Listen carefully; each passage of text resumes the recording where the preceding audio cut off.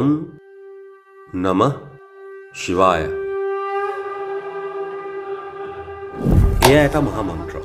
ইয়াৰ অৰ্থ হ'ল ই শব্দৰ এনে এক মহান সংমিশ্ৰণ যি কোনো সামান্য ধন সম্পত্তিৰ দুৱাৰ নহয়, বৰঞ্চ জীৱনৰ এক সম্পূৰ্ণ নতুন মাত্ৰাৰ দুৱাৰ মুকলি কৰে, যিটো হয়তো অন্যথা আপুনি কেতিয়াও খুলিব নোৱাৰিলেহেঁতেন। শব্দৰ এটা সমষ্টিয়ে কেনেকৈ মোৰ ভিতৰত কিবা এটা মুকলি কৰিব পাৰে। আজি বিজ্ঞানে আপোনাক প্ৰমাণ কৰি দেখুৱাইছে যে সমগ্ৰ অস্তিত্বই কেৱল এক প্ৰতিধ্বনি বা স্পন্দন। য'ত স্পন্দন থাকে তাতেই শব্দ থাকে। গতিকে সমগ্ৰ অস্তিত্বই এটা শব্দ বা শব্দৰ এক জটিল জাল। ইয়াত এনে কিছুমান নিৰ্দিষ্ট শব্দ আছে যিবোৰ চাবিকাঠি স্বৰূপ। যদি আপুনি এই শব্দবোৰ সঠিকভাৱে ব্যৱহাৰ কৰে, ই আপোনাক সেই জালখনৰ পৰা মুক্ত কৰে আৰু জন্ম মৃত্যুৰ এই প্ৰক্ৰিয়াটোৰ সীমাবদ্ধতাসমূহৰ ঊৰ্ধ্বলৈ লৈ যায়।